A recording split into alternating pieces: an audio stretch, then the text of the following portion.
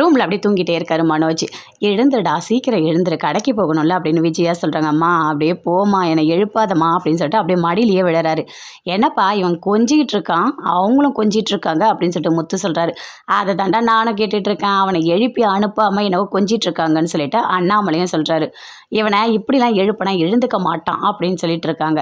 அதுக்குள்ளே சுருதி சொல்கிறாங்க, நான் கூட தான் எனக்கு டப்பிங் வேலைலாம் இருந்தால் கரெக்டான டைமுக்கு நான் எழுந்து போயிடுவேன், எனக்கு ஒர்க்கு தான் முக்கியம் அப்படின்னு சொல்லிட்டு இருக்காங்க. அதை கேட்டோடனே ரோகிணிக்கு பயங்கரமாக கோவம் வருது. அப்படியே ஓடி வராங்க. எழுந்துருங்க மனோஜ், எழுந்துருங்க, டைம் ஆகுதுல, எழுந்துருங்க. இருமா இரு அவனை எழுப்பாத, நான் பொறுமையாக எழுப்புறேன் அப்படின்னு சொல்லிட்டு விஜய் அப்படியே எழுப்பிட்டே இருக்காங்க. இவெல்லாம் இப்படிலாம் பண்ணால் எழுந்துக்கவே மாட்டான், இவனுக்கு என்கிட்ட ஒரு ட்ரீட்மெண்ட் இருக்குது அப்படின்னு சொல்லிட்டு போயிட்டு தண்ணி எடுத்துகிட்டு வராரு. எடுத்துகிட்டு வந்து அப்படியே மனோஜ் மூஞ்சில் ஊத்துறாரு. அப்படியே மனோஜ் எழுந்துக்கிறாரு. இவனுக்குலாம் இதான் கரெக்டு, என்ன பண்ணிகிட்டு இருக்க, எதுக்காக நீ வந்துட்டு கடை ஓப்பன் பண்ணாமல் இங்கே படுத்துட்ருக்க அப்படின்னு சொல்லிட்டு முத்து கேட்குறாரு.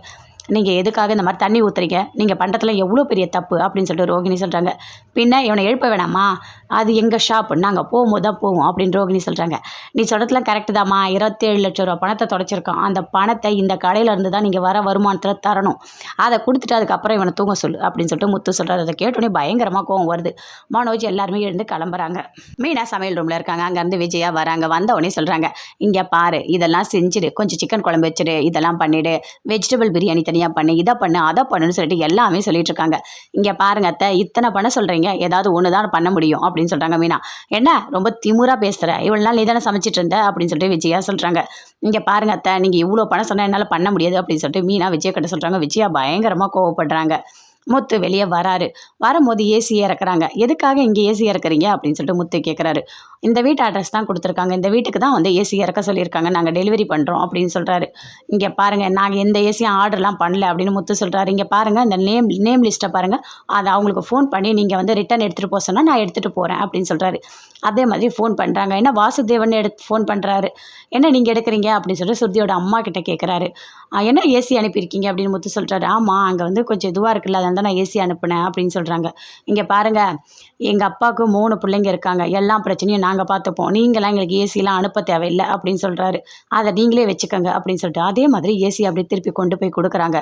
கொடுத்த உடனே அப்படியே சுருதியோட அம்மாவுக்கு பயங்கரமாக கோவம் வருது. அவங்க அப்பா கிட்ட சொல்கிறாங்க, பார்த்தீங்களா, நான் ஏசி வாங்கி அனுப்புனா திருப்பி அனுப்பி விடுறான் அந்த முத்து பொறுக்கி அப்படின்னு சொல்கிறாங்க. அவன் தான் அப்படியாப்பட்டவன் உனக்கு தெரியும்ல, நீ வந்து பாசத்தில் உன் பொண்ணுக்கு செய்கிற, ஆனால் அங்கே அதெல்லாம் நடக்காது. ஆமாம், நீ எதுக்காக ஏசி அனுப்பி விடுற, உன் பொண்ணு என்ன அங்கே நிரந்தரமாக இருக்க போகிறாளா என்ன, இங்கே தானே வரப்போகிறா அப்படின்னு சொல்லிட்டு சுருதியோட அப்பா அவங்க அம்மா கிட்ட சொல்லிட்டு இருக்காரு.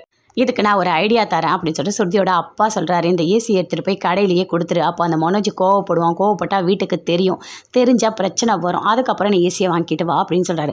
நீங்கள் சொல்கிறது கரெக்டாக இருக்குது அப்படின்னு சொல்லிட்டு அப்படியே மனோஜோட கடைக்கு போகிறாங்க. போனவுடனே ஏசி எனக்கு வேண்டாம் அப்படின்னு சொல்கிறாங்க. ஏன், எதுக்காக, நீங்கள் தான் இருக்கிறதே பெரிய பொருள் வாங்கினீங்க அப்படின்னு சொல்கிறாரு.